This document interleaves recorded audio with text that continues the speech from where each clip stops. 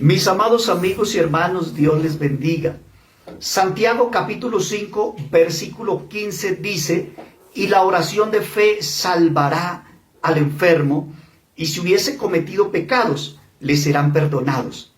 Entonces muchos han tomado este versículo y lo han sacado de contexto, haciendo toda una doctrina de este solo texto, enseñando que un pecador se puede salvar con el mero hecho de hacer una oración de fe. Pero ¿será que eso es lo que realmente está diciendo el texto? Pues fíjese que si lo ponemos en su contexto, nos damos cuenta que los apóstoles y la iglesia primitiva, cuando predicaron salvación, ellos nunca le dijeron a los pecadores que para salvarse tenían que hacer una oración de fe. Lo que ellos enseñaron es que para el hombre salvarse necesita oír el evangelio, creerlo, arrepentirse, bautizarse en el nombre de Jesús para perdón de pecados y perseverar hasta el fin. Entonces, ¿por qué Santiago 5:15 dice que la oración de fe salvará al enfermo? Pues aquí necesitamos es ubicarnos en el contexto del capítulo 5 de Santiago para darnos cuenta a cuál enfermo es que salvará la oración de fe. Y para ello es necesario recordar que hay enfermedades que vienen a nuestra vida de forma natural. Hay otras enfermedades que vienen provocadas por nosotros mismos, por nuestros malos hábitos alimenticios, por ejemplo, pero también debemos recordar que hay enfermedades que vienen como consecuencia a nuestra desobediencia a Dios. Fíjese que el apóstol Pablo, en 1 Corintios 11:30, él dice que por tomar la cena del Señor indignamente, en Corinto habían muchos hermanos enfermos, otros debilitados y otros ya se habían muerto por tomar la cena del Señor indignamente. Y en Santiago capítulo 5 vemos que también habían enfermos porque habían fallado a Dios con enfermedades como consecuencia de su pecado. ¿Cuál era su pecado? Pues fíjese que en Santiago 5:9 dice, no os quejéis los unos a los otros para que no seáis condenados.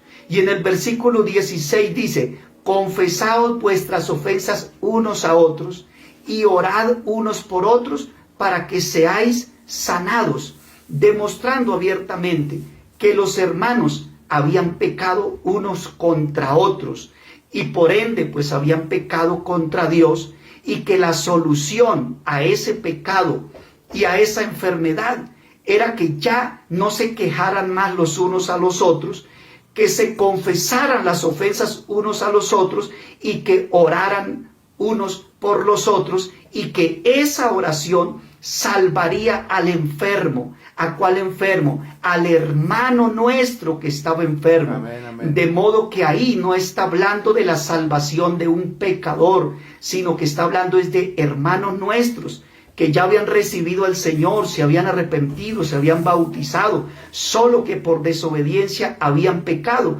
Y esa oración los salvaría de su enfermedad y los llevaría al perdón de ese pecado. Pero no está hablando de pecadores, de inconversos, sino de hermanos nuestros. Por tanto, querido amigo, no te dejes confundir por falsas doctrinas. Nadie se puede salvar con el mero hecho de repetir una oración de fe, como muchos lo enseñan hoy día. El hombre, para salvarse, necesita oír el evangelio, arrepentirse, bautizarse en el nombre de Jesús para perdón de pecados, porque Jesús es el único nombre que representa la sangre que nos limpia en el bautismo.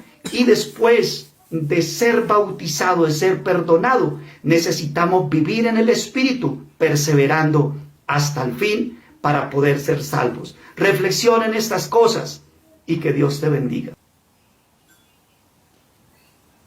Amén, amén. Así es. Desgraciadamente, los cristianos trinitarios católicos han cogido un versículo que se llama oración de fe la han distorsionado, le dan un sentido diferente a lo que significa. ¿Por qué ocurre esto? Porque es que desgraciadamente no leen desde el versículo 1. Siempre hay que leer todos los versículos para poder entender completamente quién lo dijo, a quién se lo dijo y por qué se lo dijo. Es muy importante eso. Entonces, en el caso mío, antes de que yo me convirtiera al Señor, que yo conociera la doctrina del Señor Jesucristo, también hice la oración de fe porque a mí me enseñaron que hiciera eso y ya.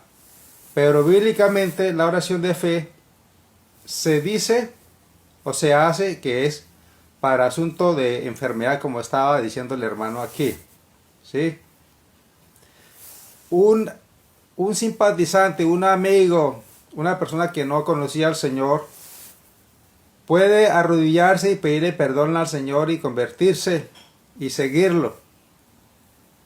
Pero no se puede salvar por la oración de fe. No se puede, porque es que realmente es un proceso.